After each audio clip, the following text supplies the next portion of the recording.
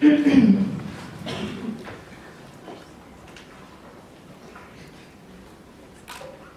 ridicule, non?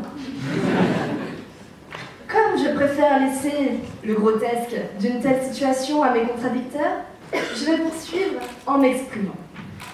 Vous l'aurez compris, Monsieur le Président, messieurs les membres du jury, public chéri, un peu de cohérence s'impose. Le silence ne peut pas être un mot d'ordre.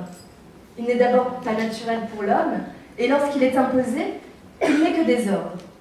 Enfin, dans une société démocratique comme la nôtre, seule la libre parole permet l'ordre. C'est vrai, pas plus qu'il ne peut être une ligne de conduite, le silence ne peut être un mode de vie, car le silence n'est rien. D'ailleurs, le silence dans un contrat ne vaut pas acceptation. Vous imaginez aisément, mesdemoiselles, l'angoisse de votre futur époux si le jour de votre mariage, devant monsieur le maire, l'envie soudaine vous prenez, pour une fois, de faire votre silence. Allons. Le silence, c'est une négation. Comme l'obscurité et l'absence de lumière, le silence n'est que l'absence de parole. Sans elle, ce n'est que du vide. Aussi, je suis infiniment déçue d'entendre de la bouche de juristes aussi brillants, enfin juristes, étudiants en droit, tels que vous, Dionysiens, que le silence est d'ordre. Loin de moi l'idée de remettre en cause votre vocation. On ne brise pas le rêve des enfants. Mais laissez-moi au moins douter de votre santé mentale. Car, voyez-vous, si le juriste, si l'homme, est doté d'une langue, ce n'est sans doute pas pour paître dans les verts pâturages de la montagne dionysienne. Non, je pense que le silence est contraire à la nature humaine, à l'ordre des choses. En quittant son mutisme, l'homme a quitté son statut sauvage. Désormais animal social, il s'est redressé pour sortir de sa caverne. Prenez un homme, mieux, prenez un juriste. Vous l'avez bien vu, que reste-t-il si je me tais, si je reste inactive? Eh bien certes, la classe, l'élégance et sans aucun doute la modestie, me direz-vous, mais cela me semble bien peu de choses pour définir un vrai juriste. Car un juriste, ça dit ce que ça pense, ça réagit avec fougue aux publications des arrêts de la Cour de cassation, ça s'émoustille au lendemain des arrêts du Conseil d'État. Et les plus fourbes collent aux étudiants le dernier revirement de jurisprudence pour qu'eux aussi s'exaltent dans l'expression. Bref, un juriste, ça ne se tait pas. D'autant que le silence est nocif pour l'homme. Il affaiblit celui qui pourrait parler, mais qui renonce à le faire, par crainte, bêtise, ou pire, sentiment de sagesse. Vous dites que la parole est d'argent, mais que le silence est d'or. Je suis d'accord pour dire que le silence peut coûter bien plus cher qu'une parole. Le juge qui se tait devra payer le prix de son silence. Quant à l'administration, elle a un devoir de réponse envers l'administré. Si elle se tait, elle n'est plus maîtresse de ses décisions, car la loi lui imposera l'acceptation. Et je m'interroge, êtes-vous de ces abstentionnistes qui se taisent face aux urnes, considérant que de toute façon ça ne changera rien? J'espère au moins qu'en laissant ainsi une minorité s'exprimer à notre place, celle-ci restera raisonnable. Pire, y a-t-il plus odieux que le silence assourdissant des lâches, des hommes qui, par leur silence, deviennent meurtriers silencieux, derrière leurs fenêtres bien closes, vulgaires spectateurs de l'horreur, baissant la tête, détournant les yeux quand résonne le cri strident des trains bestiaux. Gardez à l'esprit, chers contradicteurs, que peu importe les raisons de votre mutisme, il est des silences trop longs qui vous effacent. Isolés, dans votre cage forgée par le silence, on vous oubliera. Vous mourrez socialement. Je laisse à présent la parole à ma chère consoeur, que vous n'êtes pas près d'oublier.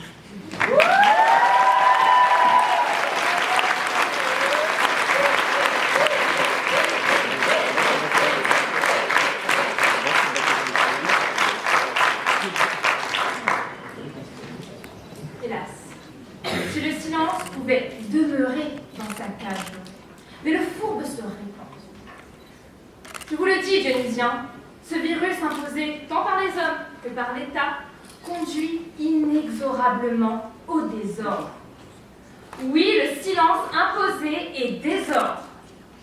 Il n'est rien d'autre que le fléau des opprimés et l'instrument des tyrans.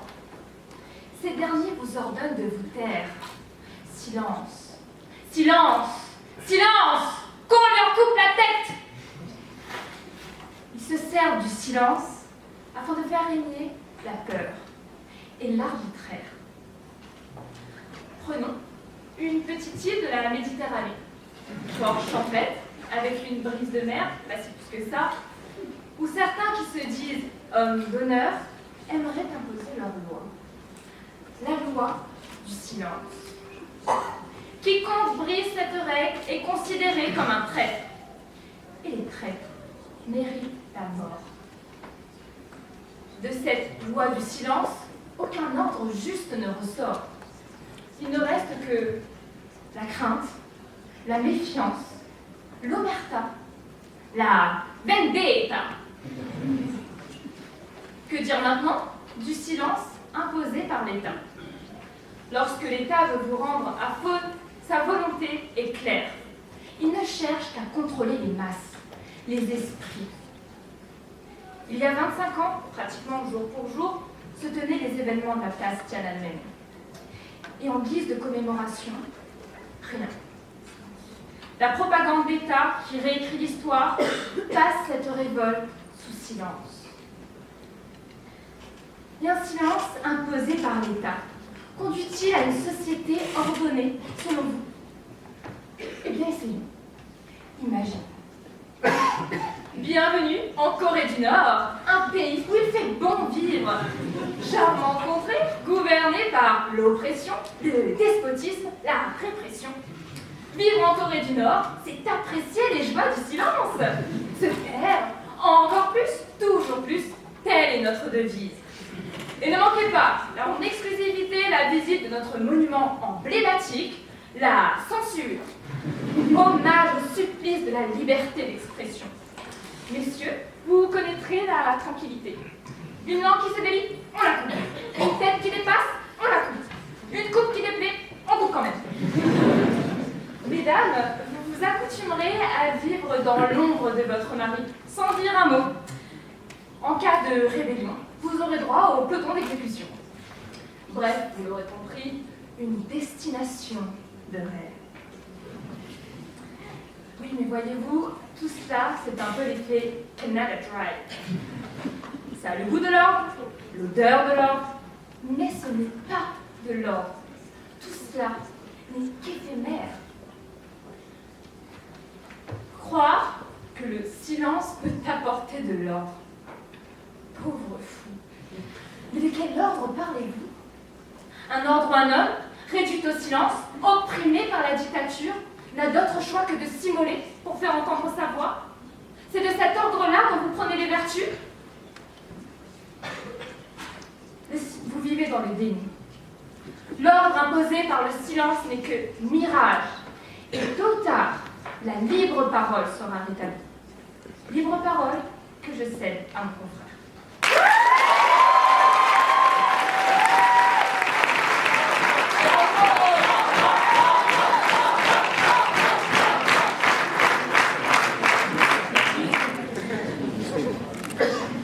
Nous l'avons trouvé! L'antidote à ce poison silencieux qui désordonne nos sociétés. La solution était là, sous nos yeux, ou plutôt sous notre nez. La parole, reine des moyens d'expression. God save the speech. Oui, cher contradicteur, dans un ordre démocratique, la parole est liberté. La parole est devoir. La démocratie est une société de citoyens libres, libres de leurs opinions, libres de s'exprimer.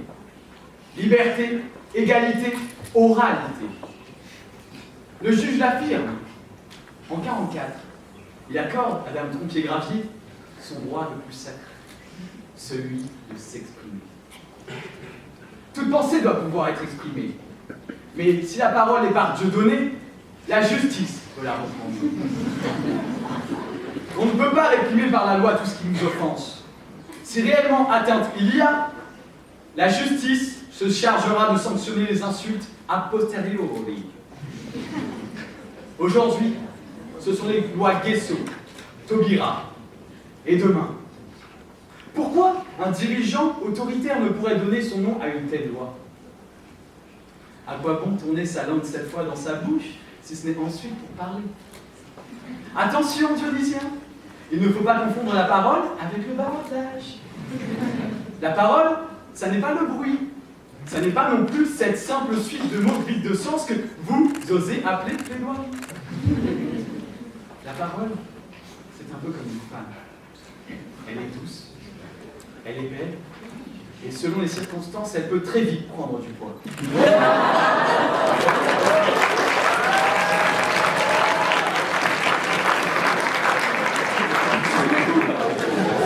Gandhi, Martin Luther King, Kirikou, ils n'ont jamais renoncé à leur droit de dire et d'écrire. Ils ont fait de leur discours une réalité. J'ai beau ne pas être d'accord avec ce que vous dites, Dionysien, mais je me battrai pour que vous ayez le droit de le dire. En plus d'une liberté, la parole est un devoir. Partout où un consommateur a besoin d'être sauvé d'un vendeur malveillant, partout où le client a besoin du point de vue de son avocat, la parole est là. Obligation d'information, devoir de conseil. Imaginez le docteur. Bon, ben vous avez un petit quelque chose là. Je peux pas trop vous dire quoi. Mais bon, ne vous inquiétez pas. On opère, un petit coup de scalpel, comme d'habitude. Inquiétant, non? Même le secret professionnel, ce silence légalisé n'est pas absolu. Il tombe face à l'obligation de dénoncer des infractions. Le médecin doit dénoncer des violences subies par une personne vulnérable. Le fonctionnaire, comme tout individu, doit dénoncer des crimes en préparation.